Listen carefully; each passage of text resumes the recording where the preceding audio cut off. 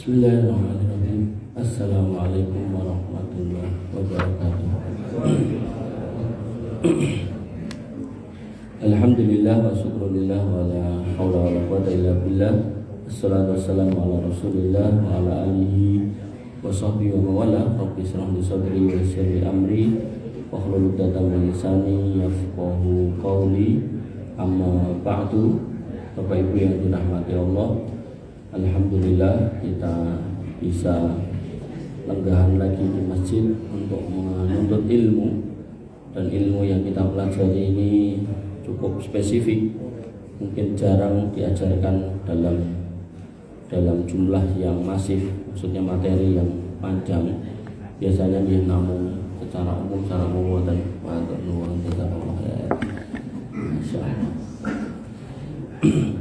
Dan kita masih dalam rangkaian pembahasan harta haram hasil dari kedzaliman. Dan di antara bentuk kedzaliman adalah masalah profesi. Dan kita sampai di profesi seni peran, menjadi artis. Yang kemarin saya tunda karena pembahasannya panjang, maka saya tunda untuk pekan ini. Bapak Ibu rahmatullah Allah Subhanahu wa taala, Muhammad Musa dalam tesisnya yang berjudul Ahkam At-Tamsil fil Fiqhil Islami, hukum berakting dalam fikih Islam, menyimpulkan kesimpulannya bahwa para ulama kontemporer sepakat mengharamkan akting yang mengandung kerusakan akhlak, mempertontonkan hal-hal yang mengundang syahwat, adegan porno, anjuran mengikuti cara hidup orang kafir dari sisi berpakaian, adat istiadat, mengucapkan hal-hal yang mengandung kemusyrikan dan kekafiran, merendahkan derajat kaum muslimin dan melecehkan para ulama, tersirat ajakan melakukan kejahatan, kekerasan pemikiran, kemudian hal-hal yang menyesatkan. Jadi menjadi artis yang dalam proses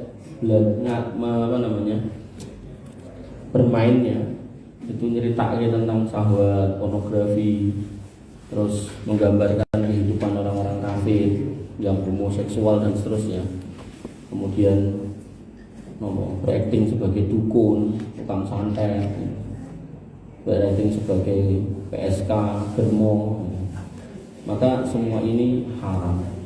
Tertulis dalam tesis Muhammad Musa dari Universitas Al-Imam Riyadh. Kalau dari sana biasanya ujiannya gitu sama ulama. Juga para ulama sepakat mengharapkan peran sebagai seorang malaikat. Aku untuk kontrak apa main film jadi apa malaikat maut, gak boleh.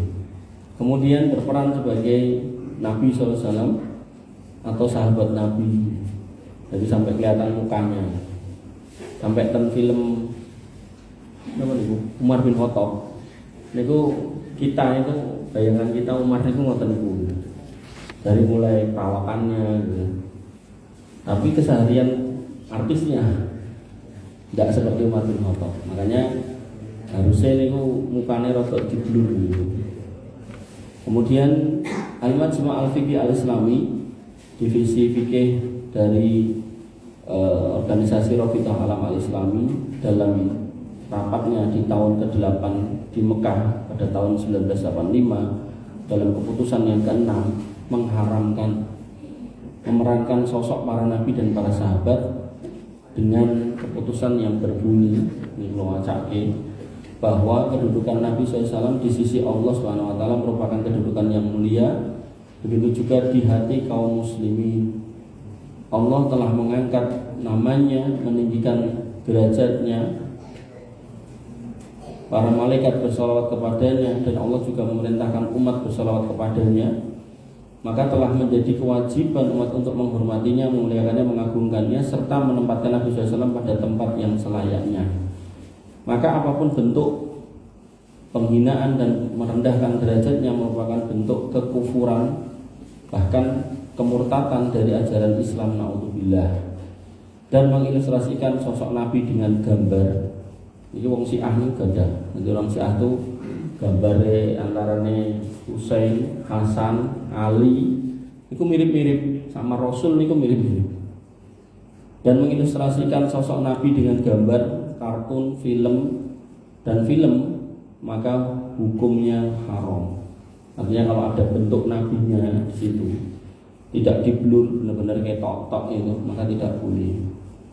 Tidak dibolehkan agama, tidak boleh dibiarkan dengan tujuan apapun atau alasan apapun, dan jika terniat menghinakan Nabi, maka pelakunya dihukumi kafir. Nanti ada dalam akidah itu bab namanya nawaqidul iman, pembatal keislaman atau keimanan, itu ada 10.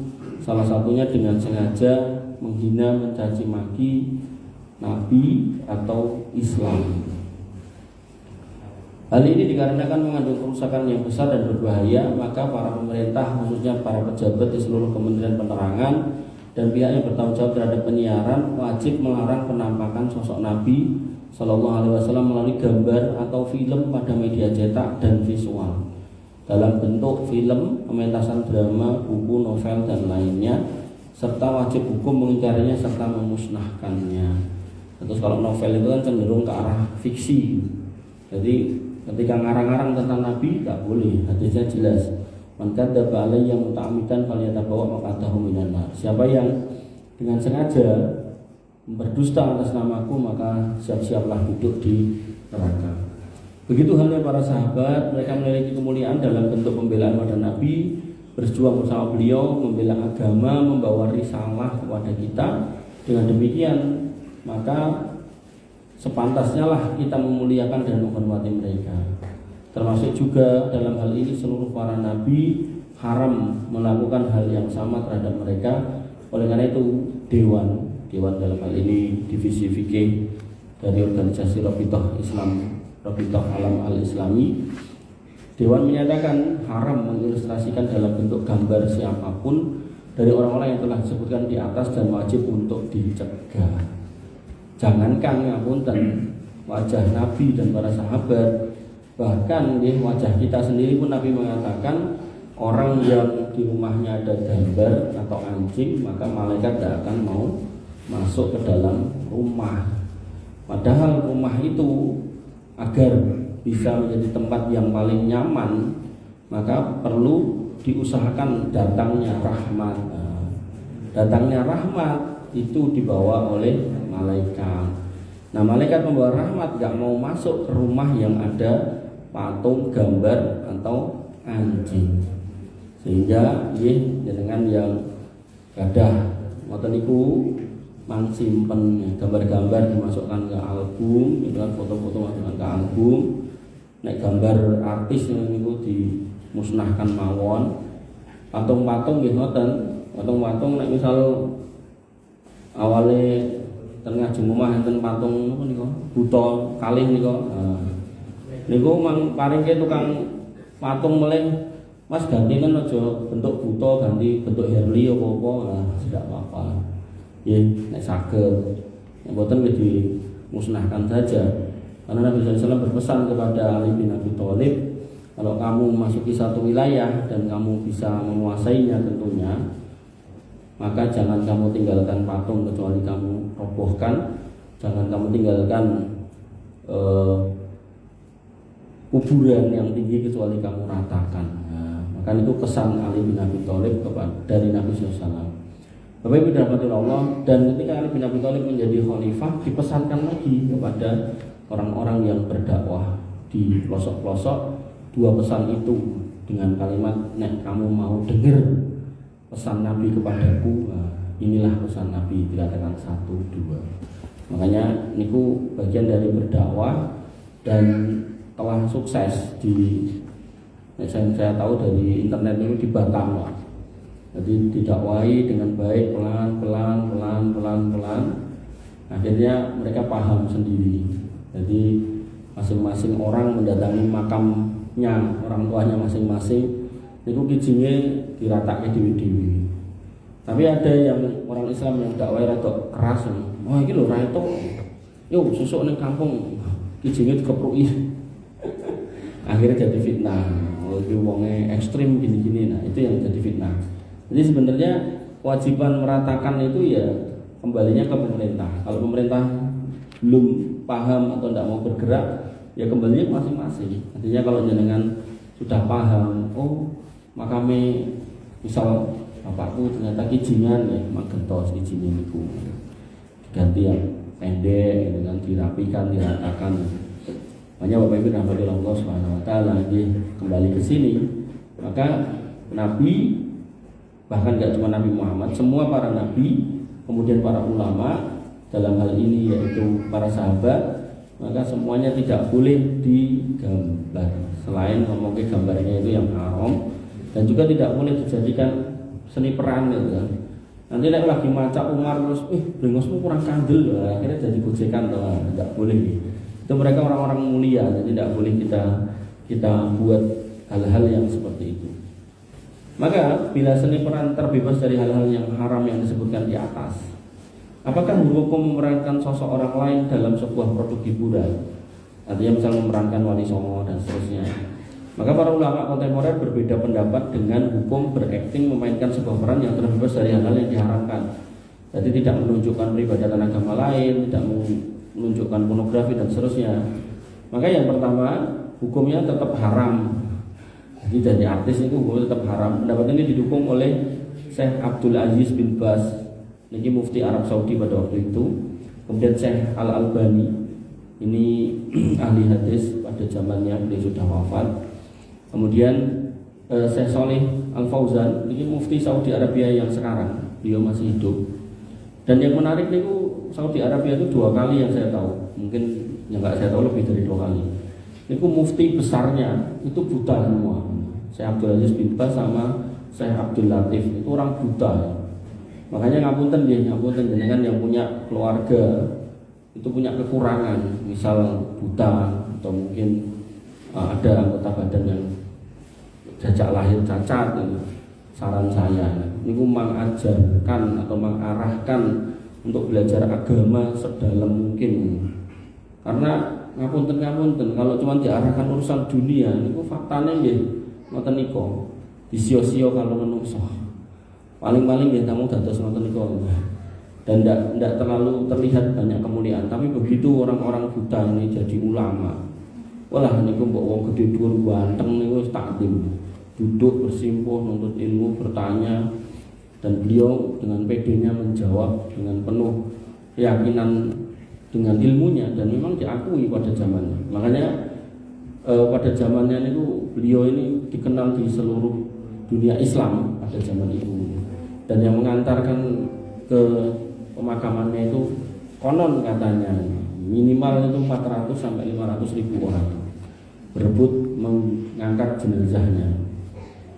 Itu beto sama imamnya Syiah Ayatullah Khomeini. Itu ya berebut, tapi bukan berebut ngeterke ke makam tok, tapi berebut kain kafan. Jadi sampai jenazahnya kan gur kafannya itu sampai kaya meh udoh. Nah, itulah keyakinan khurafat sebagian orang yang meyakini nek bisa punya kafan, orang-orang yang dianggap mulia itu nanti bisa punya keberkahan. Digeret-geret entek.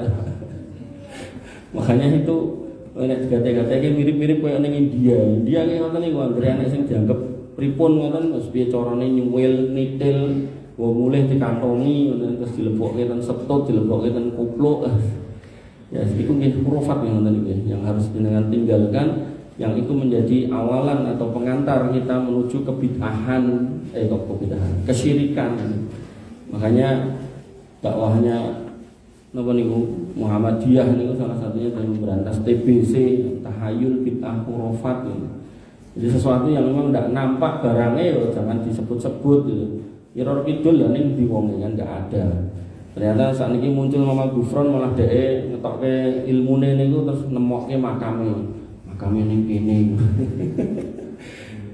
Ya, dan dalam Al-Quran disebutkan illa asma'un samaitumuha antum wa aba'ukum, itu cuma nama-nama yang kamu bikin-bikin. Wong kamu dhewe urung karon ketemu gitu. Mbok ten Jaten niku enten Josroyo niku kan berasal dari Mbah Josroyo yang katanya dulu nunggu kampung Jaten. Sampai detik ini kula golek ini sendangnya bola-bali ora tau ketemu. Ning sajenten niku kata, itu loh manusia. Jadi diweden-wedeni wedi, tapi ketika ditunjukkan memang tidak ada asalnya tetap ora percaya, pilih mempercayai itu. Makanya Bapak Ibu rahmatullah nggih, jane sendang itu karunia Allah banget gitu. Karena pada waktu itu kan orang itu banyak berjalan. Maka Allah membuatkan itu jalur air. Sehingga orang yang jalan itu nek mampir ke sendang itu nemu banyu, bisa istirahat, bisa minum. Tapi malah disajeni. Ya, makanya beberapa sendang dan jaten itu pun diuruk guys. Alhamdulillah malah sudah di masjid atas kembali sawit ini. Bapak Ibu dirahmati oleh Allah Subhanahu wa taala, kembali ke sini. Kemudian ada juga Syekh Bakar Abu Zaid. Ini mufti-mufti Saudi Arabia. Dalil pendapat ini bahwa acting itu adalah bohong, enggak benar, dusta serta tipuan mata, karena seluruh yang terjadi dalam sebuah drama adalah pembohongan pelaku dan tempat seluruhnya, maka itu bohong, itu hukumnya jelas haram. Nah, penulis memiliki komentar, dalil ini tidak terlalu kuat karena disanggah oleh Syekh Utsaimin. Ini juga muftinya Saudi Arabia juga, jadi Syekh Abdul Aziz bin Baz, kemudian Syekh Shalih Al Fauzan, kemudian Syekh Utsaimin ini pernah berguru pada namanya Syekh Syekh As-Sa'di panggilannya, Syekh As-Sa'di. Nah, siapa? Siapa ini Mas? Lali. Padahal tafsirnya tak ajarkan, tafsir As-Sa'di. Nah, kemudian karena urutan usia, maka Syekh Abdul Aziz bin Baz dulu, baru kemudian Syekh Utsaimin, kemudian baru Syekh Shalih Al Fauzan. Syekh Shalih Al Fauzan sekarang sudah 85 atau 87 umurnya, dan masih hidup dan masih seger gitu, masih berfatwa ketika ditanya. Bapak Ibu dirahmati oleh Allah Subhanahu wa taala.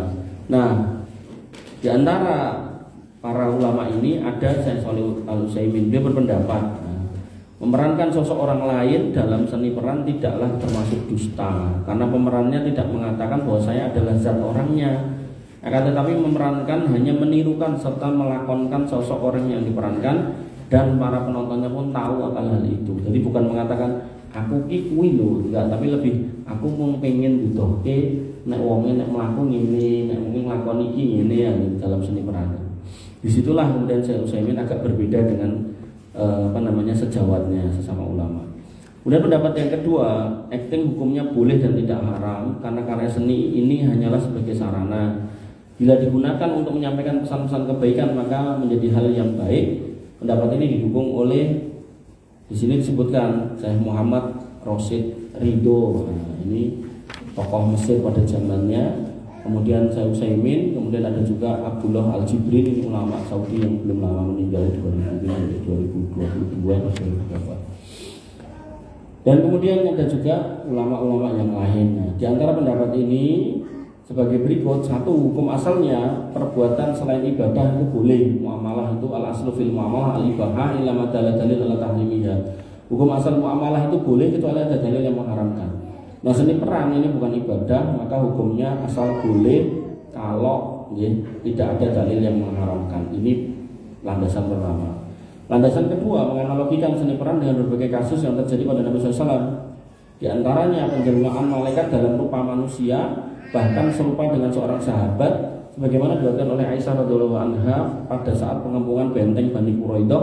Nabi SAW pergi, kemudian datang lagi menemui para sahabat sambil bertanya, apakah tadi ada seorang lewat sini? Mereka menjawab, seorang sahabat yang bernama Dihya Al-Kalbi mengendarai unta yang berwarna keladu.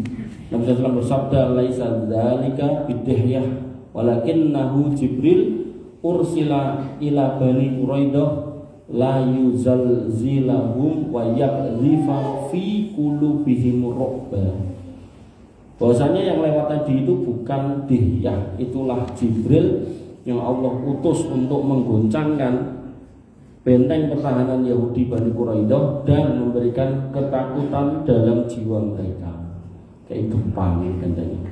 Nah, penjelmaan Jibril menjadi sosok yang mirip dengan seorang sahabat dapat dijadikan landasan hukum bolehnya memainkan peran orang lain, karena malaikat adalah hamba Allah yang tidak pernah melanggar perintah Allah. Jadi memainkan peran seorang yang lain diharamkan, tentulah jika diharamkan maka malaikat tidak akan melakukannya. Jadi dalilnya ini dalilnya ada hadis penyerupaan manusia yang dilakukan oleh malaikat, sehingga malaikat itu berupa, memiliki rupa manusia. Maka itu dalil bolehnya seni peran buat yang berkeyakinan atau berpendapat membolehkan. Jadi memang fikih ini pasti ada khilafiyah. Kemudian yang ketiga, peristiwa seorang sahabat yang berpura-pura menyantap makanan di hadapan tamunya. Ini peristiwa yang luar biasa. Diriwayatkan dari Abu Hurairah bahwa di suatu malam Nabi SAW kedatangan tamu. Jadi dalam Islam itu ada puncak dari akhlak atau adab itu namanya al-ithar. Ithar itu mengutamakan orang lain senajan kita itu kelaparan. Itu paling susah. Sehingga saat ini kerayaan. Nah, pada suatu malam Nabi SAW kedatangan tamu. Lalu beliau memberitahukan istri-istrinya untuk menyiapkan makanan. Mereka kompak, tidak ada makanan di rumah. Niki istri seorang Rasul yang pemimpin kaum muslimin, yang di tengah mereka ada sahabat yang kaya dan kedatangan tamu, istrinya suruh menjamu, jawaban mereka kompak, boten enten nopo-nopo. Ini menunjukkan kalau Nabi jenengan dan keluarganya mampu menggenggam dunia tapi tidak mau. Jadi Nabi itu boten napa istilahnya kemerangsang tentang dunia. Sampai nanti dalam riwayat yang lain Nabi mengatakan nek kirane aku dikai emas segede gunung Uhud, gak akan lama, gak akan lebih dari 3 hari berada pada genggamanku. Tak duke kabeh. Maka Bapak Ibu rahmatullah Allah, maka Nabi mengatakan itu kepada sahabatnya, karena istrinya enggak ada, maka dikatakan pada sahabatnya. Dan Nabi bukan orang sing napa nggih, baperan nggih. Artinya ketika istrinya enggak punya terus mungkin ke masjid curhat. Itu ora nek wong pangerten kok bojoku ora ndek panganan kok yo. Mboten nggih. Jadi langsung ditawarkan aja. Siapa yang mau menjamu tamuku? Ngoten. Itu sebagai bentuk napa? Bentuk tawaran kebaikan dari Nabi kepada para sahabat. Jadi sahabat gak kemudian bertanya, "Napa jenengan mboten saged jamu mboten?" Nah, candaane mboten ngoten, candaane oh berarti iki ditawari awake dhewe wis ngono wae. Jadi ndak kemudian golek-goleki napa nginceng nyindik napa kalian ndak punya makanan, enggak. Jadi benar-benar mereka juga langsung sami nawatona. Nah, ternyata seorang Ansor itu berarti sahabat dari Madinah, menyanggupi, nggih kula ya Rasul. Nek Rasul tadi bertanya ke istrinya, nek niki mboten takok garwane. Langsung pulang. Dan begitu pulang ngomong, muliakan tamu Rasulullah. Istrinya kaget, iki piye ta iki. Nek niki istri solehah tapi nek sak niki mungkin nesu. Nek niki istri solehah, cuma mengatakan, "Mas, yang ada hanyalah makan malam untuk anak kita. Niki jatah lari-lari, Mas."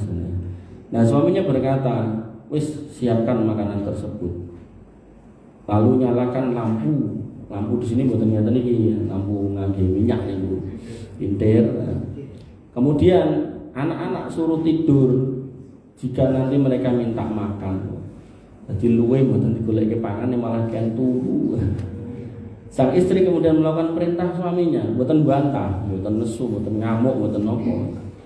Ini saat ini mau ngeplak di piring ya. Kemudian ia menyiapkan makanan dan menyalakan lampu. Nah, setelah makanan berada di hadapan tamu, anak-anak ditidurkan, kemudian mereka berpura-pura memperbaiki lampu dengan maksud memadamkannya. Nah, terus niku tamu mriku, kene mriki, terus kok lampune rada rapat bener didandani ya, malah mati. Nah, dalam keadaan gelap tamunya makan dan mereka berdua memperlihatkan kepada tamunya bahwa seolah-olah mereka juga makan bagian mereka. Jadi acting di dalam kegelapan malam. Tamunya kayak gatek kayak lagi dalam bojone atau gimana gitu. Jadi tapi tidak ada yang dimakan, cuman acting. Nah, malam pun berlalu dan mereka pun tidur dalam kondisi lapar. Di pagi hari, sahabat Nabi SAW menemui Nabi SAW. Sahabat ini, beliau bersabda ketika ketemu orang ini, "Dhahikallahu lailah." Allah tadi malam tertawa. Nah, jangan yang baca hadis atau ayat gitu kan yang menyebutkan Allah melakukan sesuatu. Misal kayak gini, dhahika, ketawa. Nanti dalam bab doa Allah itu malu. Kalau ada seorang hamba sudah ngeten menengadahkan tangan kok ditarik terus gak dikabulkan, maka jenengan harus pakai kaidahnya Imam Malik. Imam Malik itu punya kaidah al-istiwa'u maklumun. Yang namanya istiwanya Allah di atas arsy itu semua orang tahu istiwa itu artinya apa. Istiwa itu sebagai sebuah kata. Kemudian Wal kaifiyatu majhulun, bagaimana istiwanya Allah itu tidak ada orang tahu. Wal imanu bihi wajibun, mengimani Allah istiwa itu wajib karena tertulis di dalam ayat, paling boten ada 7 ayat yang menyatakan Allah istiwa, belum lagi nanti di dalam hadis. Wasu'alu anhu bid'ah, dan mempertanyakan bagaimana Allah istiwa di atas arsy itu adalah sebuah kekeliruan. Nah, ketika jenengan membaca Allah tertawa niku jangan jenengan bayangke tertawanya manusia. Jenengan kaidah niku wau. Bahwasanya tertawa itu maklumun, sudah diketahui ketawa niku guyu niku pripun niku kita sudah paham guyu niku pripun. Wal kaifiyatu majhulun. Nah, guyunya Allah seperti apa tidak tahu kita. Wal imanu bihi wajibun, mengimaninya wajib, demikian dalile. Wa su'alu anhu bid'ah, dan mempertanyakan tentang bagaimana ketawanya Allah yang terlihat giginya atau apa atau macam-macam lah itu. Maka itu sebuah kekeliruan, tidak boleh. Ngoten nggih. Terus ini namanya dalam bab tauhid itu tauhid asma wa sifat. Bagaimana Allah punya asma, nama-nama itu namanya asmaul husna, kemudian punya sifat. Nah, salah satu sifat yang muncul yang bisa kita nisbatkan kepada Allah adalah sifat-sifat yang disebutkan di dalam Quran dan hadis. Nah, salah satunya tertawa niki. Nah, kemudian kalimat berikutnya au ajiba atau kagum. Jadi Allah punya sifat kagum. Nek jangan dicocokkan kalau kagum jenengan. Nah, kita nek kagum domblong, apik mencah. Nah, ngoten niku to. Min fa'alikum. Sesungguhnya Allah nggih tadi malam itu ketawa dan kagum dengan perbuatan kalian berdua. Lalu kemudian Allah menurunkan Quran surat Al-Hasr, walladzi atabawwa'ud dar wal imana min qablihim, dan mereka orang-orang Ansor yang mengutamakan orang-orang Muhajirin atas diri mereka sekalipun mereka dalam keadaan kesusahan. Di sini disebutkan walau kanu bihim khososoh, walladzina tabawwa'ud dar wal imana min qablihim yuhibbuna man hajar ilaihim wala yajiduna fi sudurihim hajatan mimma utu wa yusiruna ala anfusihim walau kana bihim khososoh. Dan mereka mengutamakan orang lain, dalam hal ini orang Muhajirin, walaupun mereka itu butuh. Nah, ini yang namanya wa yusirun. Ini yang tadi saya sebut al-isam. Jadi nek mung nulung orang sesuai dengan kemampuan kita itu baik dalam Islam. Tapi di atasnya itu kita mengutamakan orang lain, mengutamakan orang lain. Jadi misal nih, niki nek ten kawinan niku sok enten napa jamuane boten ngangge piring terbang tapi nyiduk piyambak. Niku senajan jenengan pun lebokke amplop 100 misalnya. Terus niku dihitung-hitung niki wis dinggo sekalian niki nek ning warung wis cukup lah 100. Kok jenengan melihat ten meja makan niku para hadirin sedang berjibaku berebut gitu. Niku nek jenengan punya isar seperti ini, jenengan pilih mundur, Pak. Mboten malah nunjukke ilmu napa minggir ora tak sampluk kabeh. Cak sedulur nek ningali niku isin lho, nyedak ora wani lho. Tapi di ada sebagian orang sing maneh-maneh amplop mau bacaan leboke 100 kok. Mosok ora ngicipi kuwi. Makanya niki saran buat jenengan yang mau resepsi nikah ke putrane nang pripun niku nek menurut saya niku langkung saya nek piring terbang niku pun genah piyaine mboten royokan anteng ten lenggahan ngentosi gitu kan. Tapi nek jenengan ajeng niku wau prasmanan ceritane ajeng mremake niki lho Pak Joko piyan pokoknya kurun. Dan niku benar-benar memperhitungkan letak posisinya agar orang itu ndak rebutan, ndak uyuk-uyukan ngoten niku. Kadang enten diparingi meja dawa niku karepe yo muter mriko niku mboten tekan ngarep bali meneh. Berarti akhirnya malah macet ya ten lampu apa ten dalan niku. Makanya Bapak Ibu rahmati Allah Subhanahu wa taala nggih monggo dengan penggalih-penggalih supaya jangan sampai harusnya kita menghadirkan, membuat orang itu berakhlak baik dengan acara kita malah mendidik mereka itu berakhlak jelek gitu. Termasuk niku lho, napa Jumat berkah niku. Jumat berkah niku nek sing bar Jumatan niku kadang dicepakke daharan niku lho. Niku beberapa masjid kula gatek kene. Niki lari-lari cilik-cilik niku lho. Niku lagi salam pertama lho, Pak. Assalamualaikum. Melayu, Pak. Wah, ini kecil iki diajari royokan. Belajar ning ndi? Ning masjid. Ampun nggih. Lah to nek jenengan ngenten iki ngoten niku bener-bener mang simpen riyin, ampun mang bledake teng Jawi dadi bukit wagi assalamualaikum. Kayak niku masjidnya mboten wiyar enten lantai kalih kebak niku. Wah ning dhuwur gudu-gudu. Lah sing ngisor lak ya ora khusuk iki nek jeblok piye. Dan itu saya lihat enggak cuma satu masjid, beberapa masjid ngoten niku. Khususnya lare-lare SD, SMP kelas 1 kelas 2 niku. Waduh, iki koyo ora dimasake Pak Ibu koyo ngono men gitu lho. Nah niku terus mengke sing sepuh-sepuh teng ngajeng ning arep dhewe sok ya mungkin batin ngerti ini rane ngarep. Kalah dhisik arep bocil-bocil lho. Ha nek imame karo khotibe genah pun dicepake lah. Burine niku lho. Aduh, ampun nggih. Jadi bener-bener kita itu kalau di masjid itu nggih selain materi ngeten iki, nanti kalau ada yang sifatnya tadi itu makanan atau kebaikan yang kita bagi, itu usahakan jangan sampai melahirkan sikap atau sifat yang tidak baik gitu, melahirkan akhlak yang tidak baik. Ini hasil didikan Nabi itu sampai kayak gini, sampai beliau ini napa? Begitu ditanya sapa sing gelem, kemudian saya buat tentang garwane, sampai ngomah garwane nggih, Mas, niki ngene lari-lari wis kontrol wae ngono. Tobi. Kayak niki nggih mboten dijelaski lho ten hadis sing kula buka berapa hadis mboten dijelaski. Sesuke niku kerja napa entuk napa mboten. Jadi cara misalnya angsale sing didahan mungkin cek rodok siang. Niku yo luwene dimpet berarti ket beningane awan.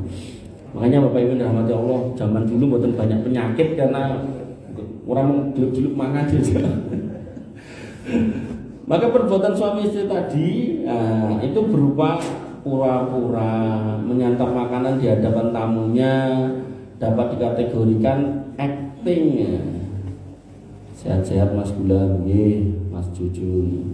Nah, itu acting. Nah, dan Allah memuji perbuatan mereka. Nah, acting bener, acting etok-etok tadi loh. Bukan bermaksud menipu bukan, tapi karena memang tadi itu dawuhnya Nabi untuk menjamu, delalah adanya buat tamunya ya dia ngalah. Ternyata Allah senang gitu kan. Senang dengan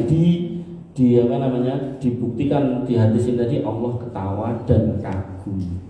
Nah, maka Bapak Ibu rahmatullah Allah Subhanahu wa taala, Allah memuji perbuatan mereka. Ini berarti seni peran hukumnya boleh dengan ketentuan tadi, tidak mempraktekkan pornografi, kekerasan, pembunuhan, perzinahan, kemusyrikan gitu.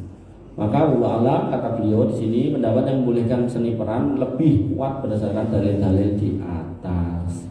Nah, pertanyaan berikutnya atau problem berikutnya atau bab berikutnya, lalu apa hukum upah kontrak acting artis? Maka dari pemaparan sebelumnya dapat disimpulkan bahwa berakting dapat dikelompokkan menjadi dua bagian. Satu, acting yang haram, yang kedua acting yang bebas dari yang haram.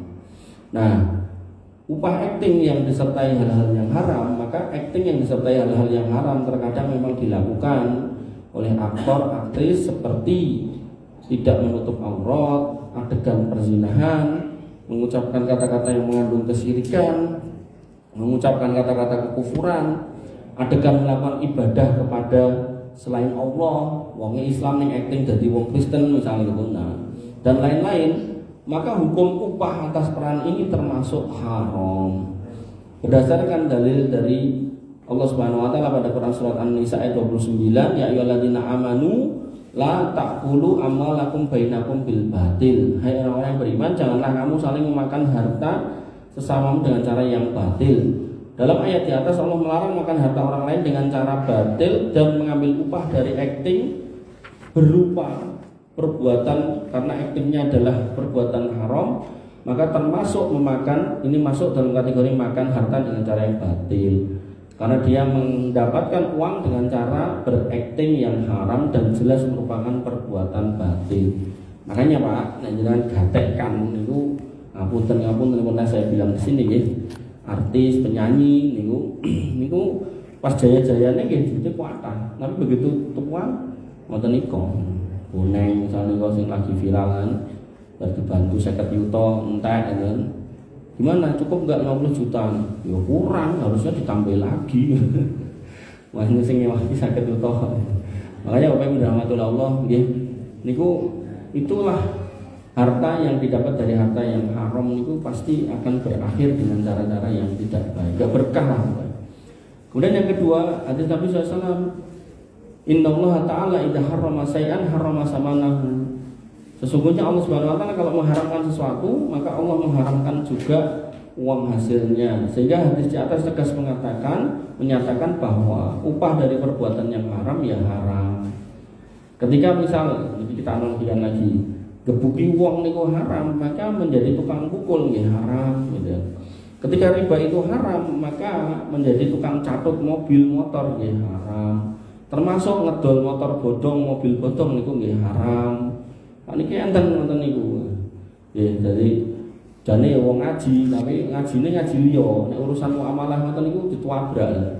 Alasane iki daripada dicekut leasing mending diperjualbelikan.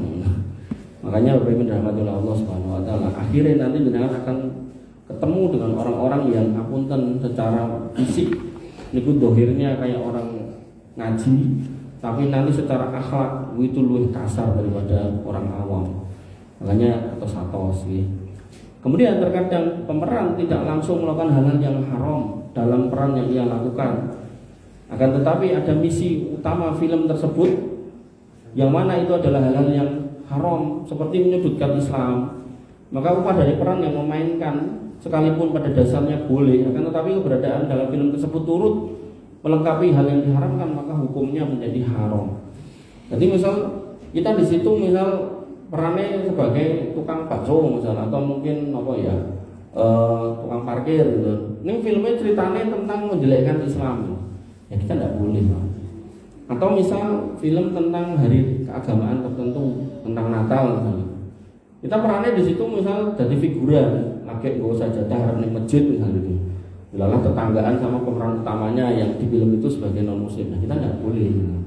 Makanya, ya, dengan ajeng jadi artis ya harus dipilih-pilih gitu loh perannya nopo gitu. Tidak sembarangan gitu.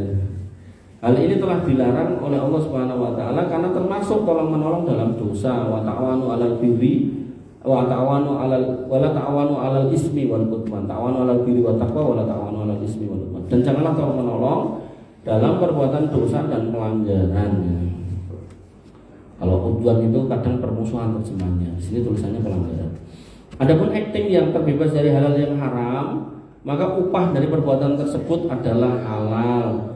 Karena para ahli fikih mensyaratkan untuk keabsahan sebuah akad jual beli jasa bahwa jasa yang dijual belikan juga harus yang diperbolehkan dalam syariat.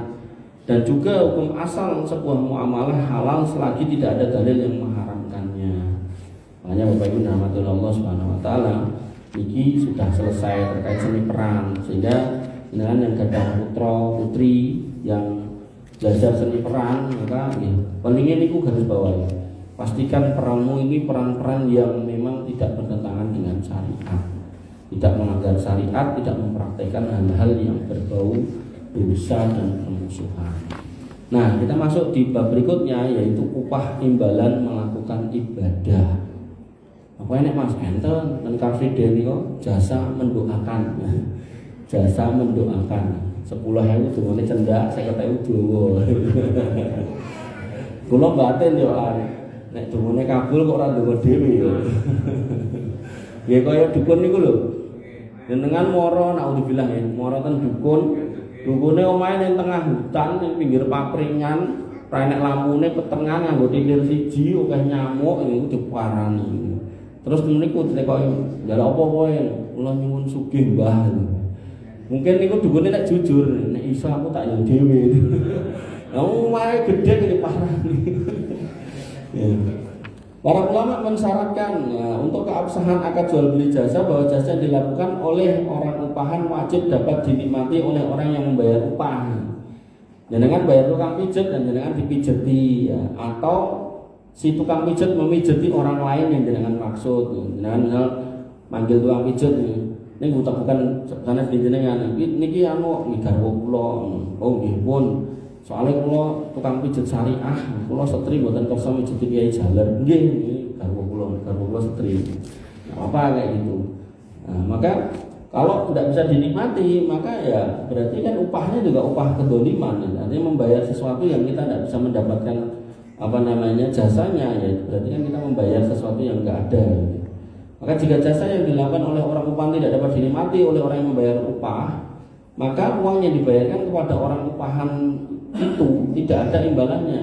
Dengan demikian orang upahan itu telah berbuat dolim untuk duit yang tidak memberikan jasa terhadap orang yang membayar, karena ia telah membayar sedangkan manfaat dari jasa yang dilakukan tidak dapat dinikmati. Ini contohnya preman pasar itu.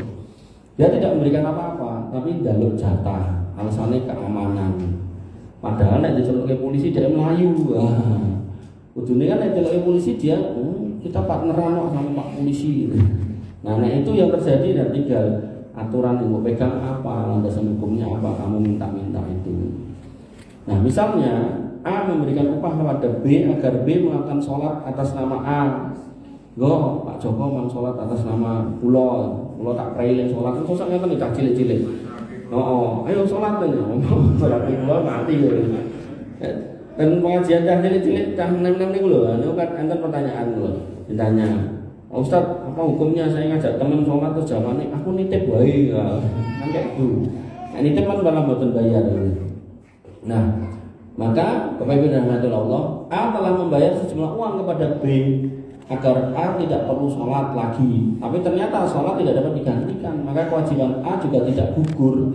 Adapun B saat ia melakukan sholat atas nama A, kewajiban sholat atas nama B gugur dan ia mendapatkan sejumlah uang. Maka dalam kasus ini A jelas mendolimi si B, karena si B nggak dapat apa-apa, tetap itu dosa. Nah maka ya gugurlah itu akadnya, sehingga duitnya duit haram.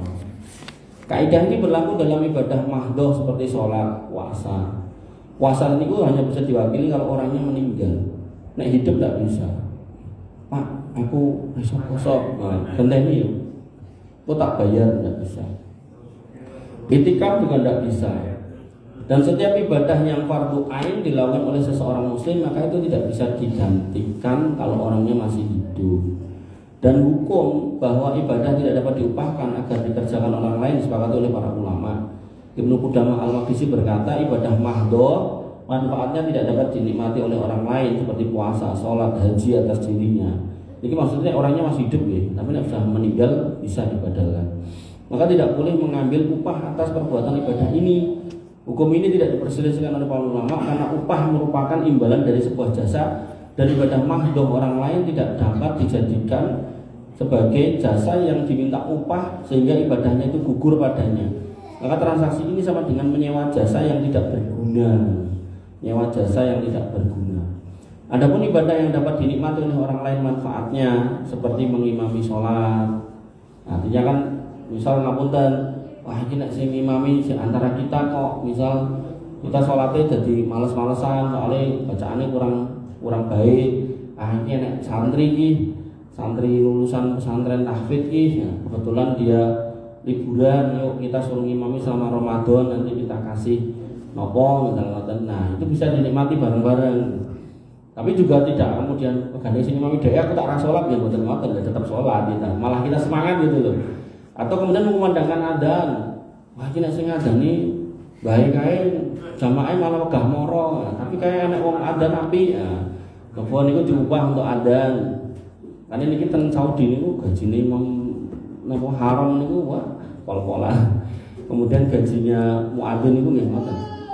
Nah, kemudian menyampaikan fatwa, berarti ulama MUI kita itu tidak ada gaji malah.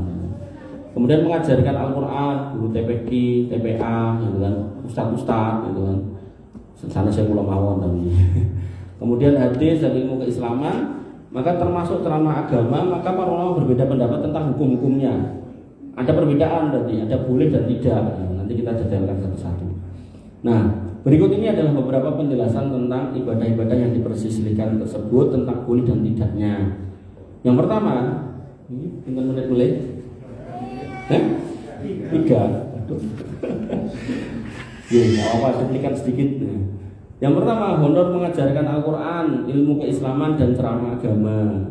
Sesungguhnya menyampaikan risalah Islam merupakan tugas suci yang diemban pertama kali oleh para nabi dan para rasul. Mereka menyeru umatnya untuk beribadah kepada Allah dengan penuh keikhlasan tanpa meminta honor, gaji dan upah. Jadi yang memberikan contoh yaitu Nabi dan Rasul tidak pernah minta bayar, tidak pernah. Benar-benar lillahi ta'ala. Yang terjadi adalah sebaliknya, umat memberikan imbalan berupa hinaan, cacian, lemparan batu, bahkan ancaman pembunuhan. Itu yang diterima oleh para nabi dan para rasul. Ya, boten nyuwun ning malah dikei ning boten dikei yang baik, cacian, hinaan sampai lemparan batu. Allah mengekalkan keikhlasan mereka di dalam Al-Qur'an. Allah berfirman ayat Quran surat Al-An'am ayat 90, ulaikal ladzina hadallahu fa bihudahum muqtadi. Mereka para rasul itulah orang-orang yang diberi petunjuk oleh Allah, maka ikutilah petunjuk mereka. Qul la as'alukum alaihi ajra. Katakanlah, Rasul itu disuruh menyampaikan, aku tidak minta upah kepadamu dalam menyampaikan Al-Qur'an ini. In huwa illa dzikra lil alamin. Al-Qur'an ini tidak lain hanyalah peringatan untuk seluruh umat. Jadi tidak minta dibayar. Kemudian disebutkan lagi pada Quran surat Quran surat Hud ayat 29 tentang Nabi Nuh, wa ya qaumi la as'alukum alaihi mala in ajriya illa 'ala Allah. Nabi Nuh itu berdakwah lama. Itu ya macam-macam orang pendapatnya. Nah, tapi beliau sudah membantah dulu dengan mengatakan, "Hei kaumku, aku berdakwah gini, tiada yang aku minta dari harta benda kamu sebagai upah atas seruanku, upahku hanyalah dari Allah." Kemudian surat Hud ayat 51 tentang Nabi Hud, ya qaumi la as'alukum alaihi ajra in ajriya illa 'alal ladzi fatarani. Hai kaumku, aku tidak minta upah kepadamu bagi seruanku ini, upahku tidak lain hanyalah dari Allah yang telah menciptakanku, maka tidakkah kamu memikirkannya. Kemudian Nabi Shalih juga sama, As-Su'ara ayat 145, wa ma as'alukum alaihi min ajr in ajriya illa 'ala rabbil alamin. Dan aku sekali-kali tidak minta upah kepadamu atas dakwah ini, upahku tidak lain hanyalah dari Rabb semesta alam. Nabi Lut As-Su'ara ayat 164, wa ma as'alukum alaihi min ajr in ajriya illa 'ala rabbil alamin. Dan aku sekali-kali tidak minta upah kepadamu atas dakwah ini, upahku tidak lain hanya dari Allah Rabb semesta alam. Nabi Syu'aib juga demikian, As-Su'ara 180, dan juga para nabi yang lain. Nah, nanti kita lanjutkan bagaimana dengan yang bukan nabi. Bila mengatakan rumiyin, Bapak Ibu yang dirahmati oleh Allah Subhanahu wa taala, yang bisa saya sampaikan, kurang lebihnya saya mohon maaf. Assalamualaikum warahmatullahi wabarakatuh. Assalamualaikum warahmatullahi wabarakatuh.